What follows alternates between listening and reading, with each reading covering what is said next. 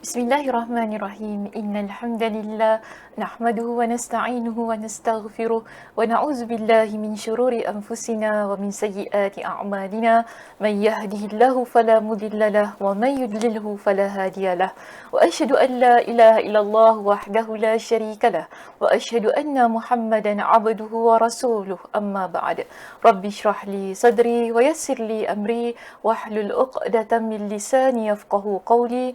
Rabbi zidni ilma warzuqni fahma. Allahumma inna nas'aluka ilman nafi'a wa rizqan tayyiba wa amalan mutaqabbala. Assalamualaikum warahmatullahi wabarakatuh. Apa khabar muslimah semuanya? Sihat? Saya harap semuanya dalam keadaan yang sihat sejahtera hendaknya. Dan alhamdulillah hari ini sekali lagi kita bertemu. Di mana? Di Masjid Asy-Syafa'ah untuk kita menyambung perbincangan hadis kita yang masih lagi di mana? Di bab di hadis yang ke-50. Okey, kita masih lagi dalam hadis yang ke-50 dan kita sekarang berada pada perbincangan di bahagian yang keempat.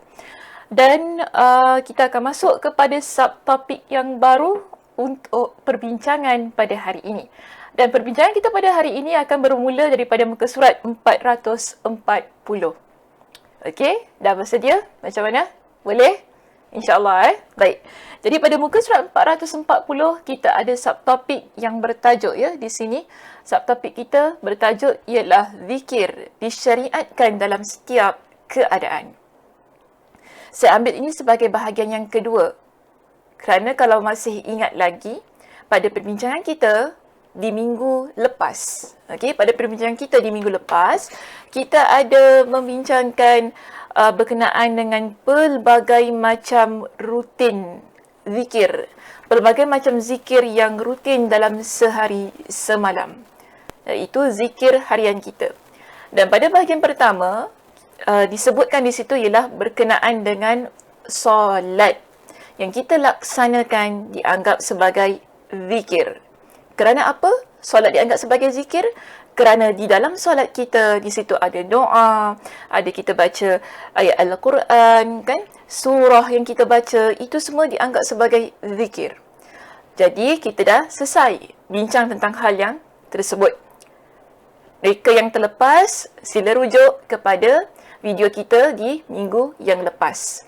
Jadi, pada minggu ini kita masuk kepada bahagian yang kedua yang merupakan antara kategori zikir. Okay, antara kategori zikir yang boleh kita laksanakan dalam kehidupan kita seharian, iaitu ialah berkenaan dengan bagaimana kita ingin jadikan zikir tersebut sebagai sesuatu yang rutin dalam kehidupan kita untuk contoh ataupun kategori yang kedua ini. Baik, so kita lihat di sini. Kalau kita baca dalam kitab kita, tak apalah kita baca dulu dalam kitab ni supaya dia boleh masuk dalam poin kita yang saya letakkan di dalam video kita. Baik, zikir dengan lidah disyariatkan dalam semua waktu, namun di sebahagian waktu lebih ditekankan. Kalau kita lihat tadi kan, pada poin kita yang kedua ini, zikir disyariatkan dalam setiap keadaan. Tidak ada yang menafikan tentang hal tersebut. Kan? Kerana ada hadisnya. Kita dah pernah sebutkan hadisnya. Bila? Dalam perbincangan yang keberapa?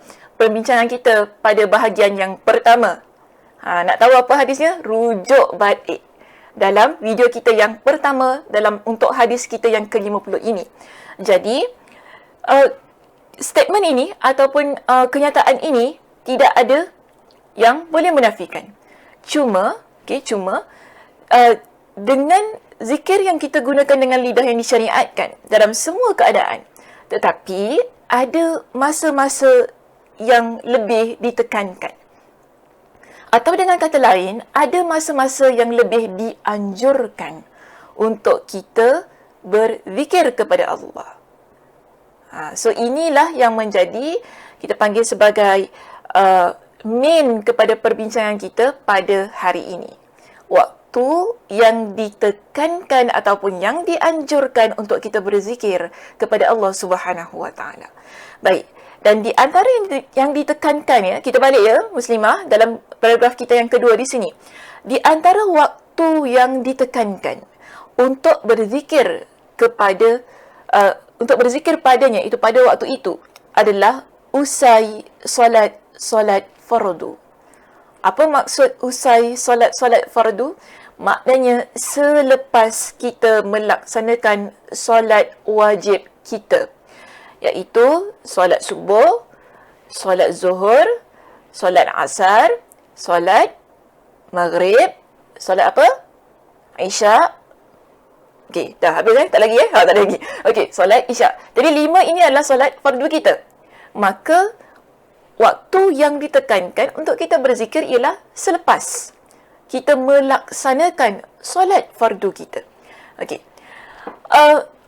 Jadi, bila kita kata waktu yang ditekankan untuk kita berzikir kepada Allah, iaitu setelah solat fardu kita, apakah zikir yang diajarkan oleh Nabi SAW untuk kita baca setelah kita melaksanakan solat, ataupun selepaslah, setelah tu macam lambat sangat, selepas kita, sejurus selepas kita melaksanakan solat fardu kita.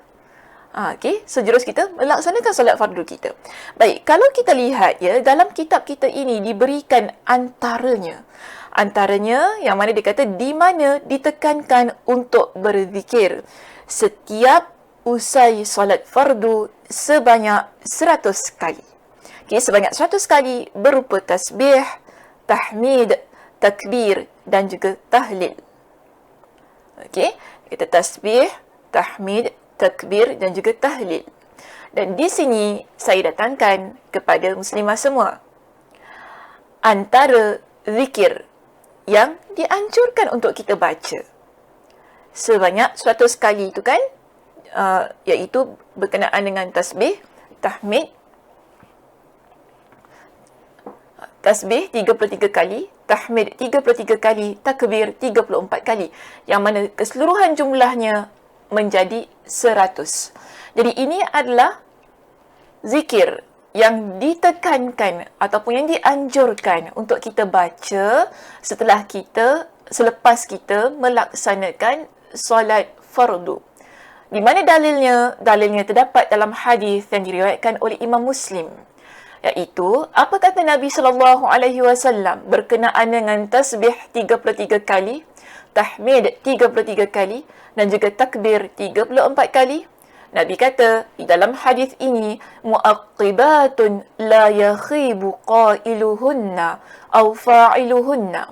Zikir ataupun amalan yang diikuti setelah solat, ataupun mudah untuk saya terjemahkan di sini, zikir setelah solat yang tidak akan merugikan orang yang membacanya.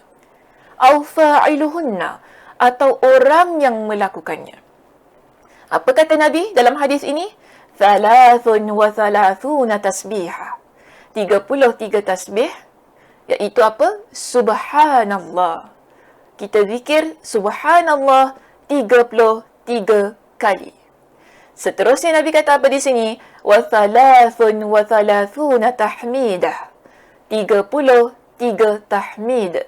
Maksudnya, kita baca 33 kali Alhamdulillah. Dan lalu Nabi kata apa dalam hadis ini? Wa arba'un wa thalathuna takbirah. Dan 34 takbir. Yakni 34 kali kita baca Allahu Akbar.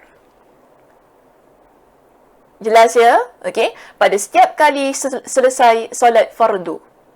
Jadi 33 kali Subhanallah, 33 kali Alhamdulillah, 34 kali 34 kali takbir. Okey. Di situ ianya bila kita totalkan ia menjadi berapa? 100. Okey. Jumlahnya 100. Bertepatan sebagaimana yang terdapat dalam kitab kita.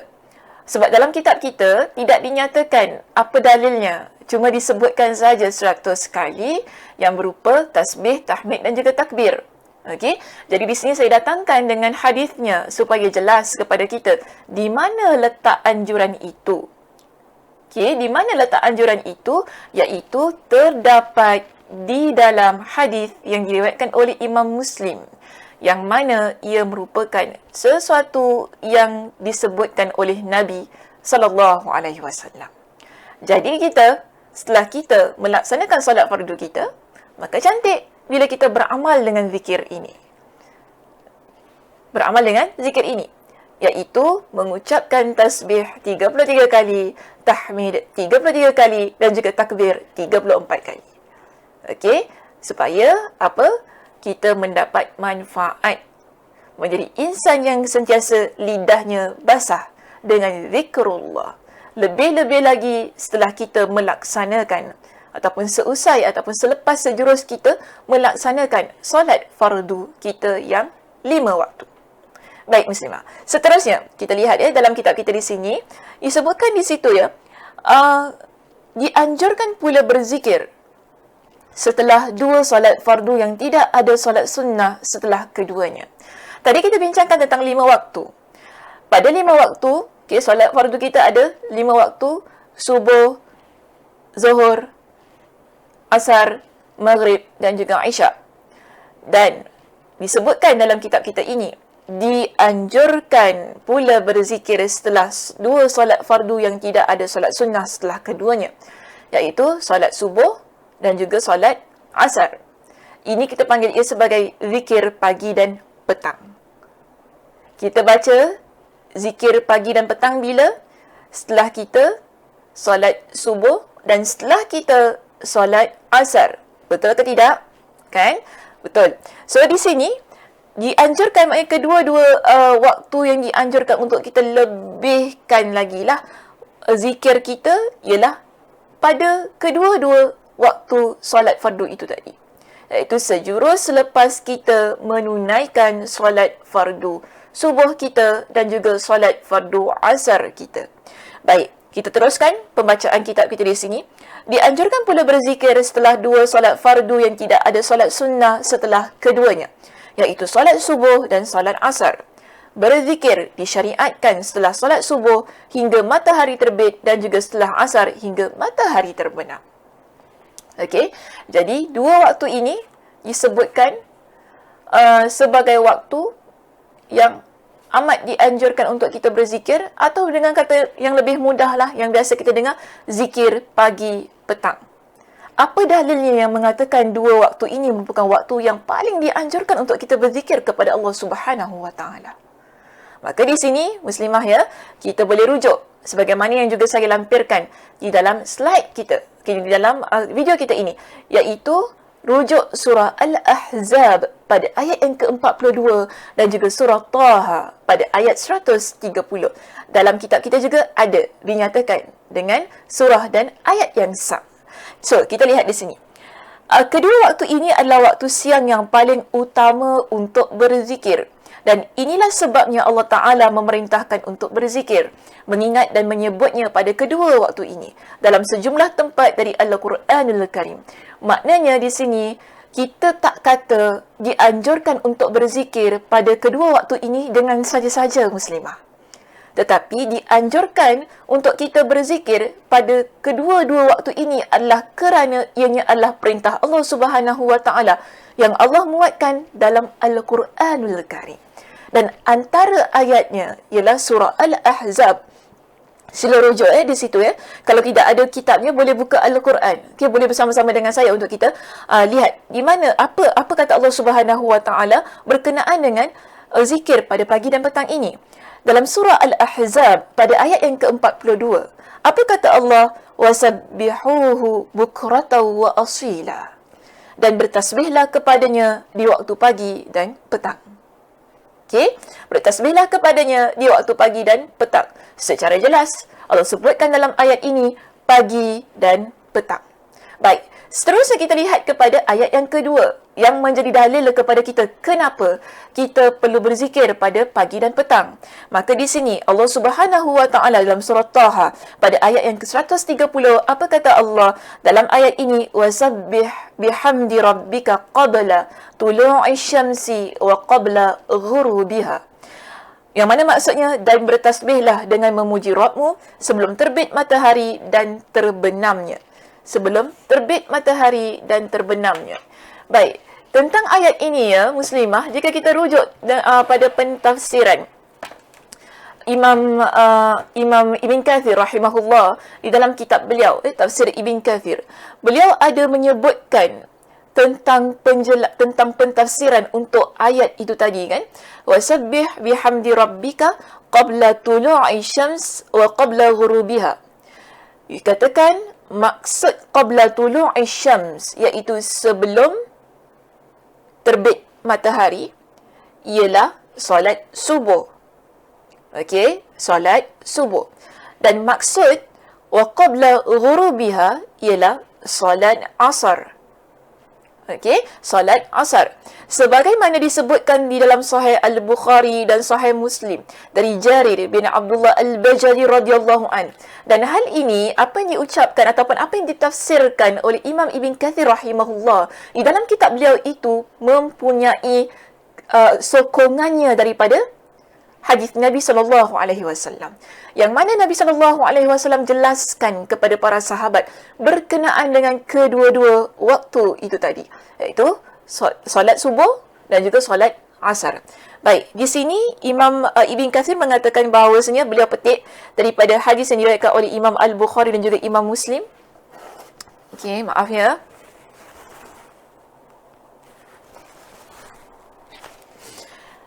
Di situ disebutkan bahawa waktu itu kami sedang duduk, diceritakan tentang situasi ataupun senario yang berlaku ketika hadis ini disampaikan oleh Nabi SAW. Apa kata Jarir di sini? Waktu itu kami sedang duduk di sisi Rasulullah SAW. Lalu beliau memandang bulan pada malam purnama.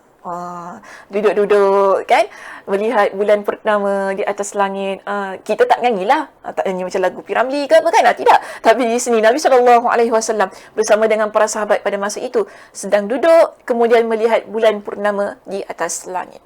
Lalu beliau memandang bulan purnama, bulan pada malam purnama, kemudian baginda bersabda. Apa sabda Nabi SAW di sini muslimah? Nabi SAW bersabda, innakum satarawna rabbakum kama tarawna hadzal qamar. Sesungguhnya kalian akan melihat Rabb kalian sebagaimana kamu melihat bulan ini. Kita akan lihat Allah. Kan? Itu maksud Nabi. Di hari kiamat nantilah, bukan sekarang ni. Sekarang tak boleh. Di hari kiamat nanti. Untuk orang-orang yang beruntung ya, untuk orang-orang yang beruntung di sini, kalian akan mendapat peluang, itu maksudnya melihat Allah Subhanahu wa taala sebagaimana kalian melihat bulan purnama itu. Kemudian apa kata Nabi? La tudammuna fi ru'yatihi. Kalian tidak akan mengalami kesulitan dalam melihatnya. Pada waktu itu kalian tidak akan mengalami kesulitan ketika melihat Rabb kalian, iaitu Tuhan kalian. Jadi di sini Nabi pun kata, Nabi pesan kepada para sahabat untuk mendapatkan peluang tersebut, iaitu satarawna rabbakum kama tarawna hadzal qamar. Kalian akan melihat Rabb kalian, Tuhan kalian, sebagaimana kalian melihat bulan purnama itu tadi. Nabi kata apa di sini? Fa in istata'tum an la tughlabu ala salatin qabla tulu'i syams wa qabla ghurubiha faf'alu. Faf'alu, Nabi kata. Jika kamu boleh untuk tidak melewatkan solat sebelum terbit matahari dan sebelum terbenamnya, maka lakukanlah. Kemudian baginda membaca ayat ini, iaitu surah Taha ayat 130. Maknanya di sini, orang yang betul-betul menjaga solat subuh dan juga solat asarnya, peluang untuk mereka melihat Rabb mereka, Tuhan mereka, sebagaimana Al-Qamar itu tadi, iaitu bulan purnama tersebut adalah luas potensinya. Ini kita panggil sebagai keutamaan solat fardu subuh dan juga keutamaan solat asar. Okay. Tapi kita tak menafikanlah keutamaan solat 3 waktu yang lagi tu kan. Jangan pula bila dah dengar begini, kita cuma nak solat subuh dengan solat asar je. Tak apalah Ustazah, solat subuh asar je lah. Solat lain tak payah solat. Ini bagus keutamaan Nabi suruh buat ni. Tak, bukan begitu. Okay, bukan begitu. So, 2 solat ini adalah solat yang utama, iaitu solat yang perlu kita jaga sebaik-baiknya. Kerana sukar. So, kalau kita lihat ya, di bawah itu, ada beberapa lagi penerangan lah berkenaan dengan kenapa solat subuh, berzikir paling utama yang dilakukan pada kedua waktu ini adalah solat subuh dan juga solat asar. Kerana yang sebagaimana yang telah saya jelaskan itu tadi, hadisnya kan diriwayatkan oleh Imam Al-Bukhari dan juga Imam Muslim, berkenaan dengan boleh melihat Rabb kalian sebagaimana melihat bulan purnama itu, yang telah Nabi SAW jelaskan dalam hadis tersebut. Okey, so pegang baik-baik hadisnya. Kalau lupa, tak apa. Nanti boleh replay balik video ni. Okey, so kita lihat begini. Ada banyak zikir. Okay, ada banyak zikir pagi dan petang. Tapi pada perbincangan kita hari ini, Ustazah tak nak pergi ataupun go through semua zikir-zikir. Sebab ada banyak sangat.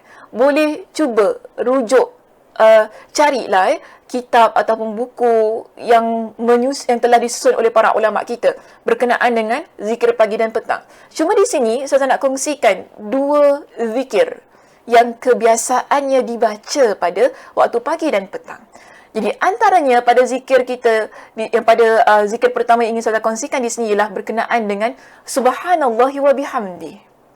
Yang mana Nabi SAW sebutkan, man qala hina yusbihu wa hina yumsi subhanallahi wa bihamdihi mi'ata marrah. Siapa yang membaca ketika pagi dan petang, subhanallah wa bihamdi, maha suci Allah dan segala puji baginya, itu maksudnya sebanyak 100 kali, maka pada hari kiamat tidak ada orang lain yang melebihi pahalanya kecuali orang yang juga pernah mengucapkan bacaan seperti itu atau lebih dari itu. Hadis riwayat Imam Muslim. So ini kita boleh praktikkan ya Muslimah. Kita boleh praktikkan, boleh kita baca pada setiap pagi dan petang sebanyak 100 kali. Bila bacanya? Selepas solat subuh, selepas solat asar. Boleh kita praktikkan, boleh kita amalkan. Baik, zikir yang kedua ingin saya kongsikan pada hari ini ialah, saya kira zikir ini macam dah biasa kita dengar. Dah biasa kita dengar dan biasa mungkin ramai antara kita juga yang sudah biasa mengamalkannya. Iaitu apa dia? So kita lihat di sini. Berkenaan dengan zikir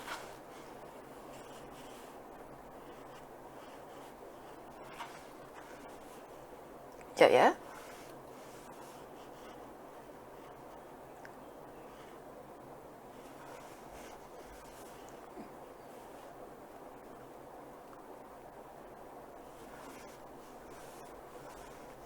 Berkenaan dengan zikir, la ilaha illallah wahdahu la syarikalah, lahul mulku wa lahul hamdu wa huwa ala kulli syai'in qadir. La ilaha illallah wahdahu la syarikalah, lahul mulku wa lahul hamdu wa huwa ala kulli syai'in qadir. Okey, kalau tak boleh baca bahasa Arabnya sudah letakkan di bawah itu, transliterasinya dalam bahasa Rumi kan di bawah itu. Baik, zikir ini kita baca 100 kali setiap hari. Okey, tak kira pada waktu pagi dan juga pada waktu petang. Mereka yang membaca zikir ini 100 kali setiap hari, apa kata Nabi? Dia mendapat pahala umpama membebaskan 10 orang hamba. Allah tetapkan padanya 100 kebaikan. Allah hapuskan baginya dalam dirinya 100 keburukan.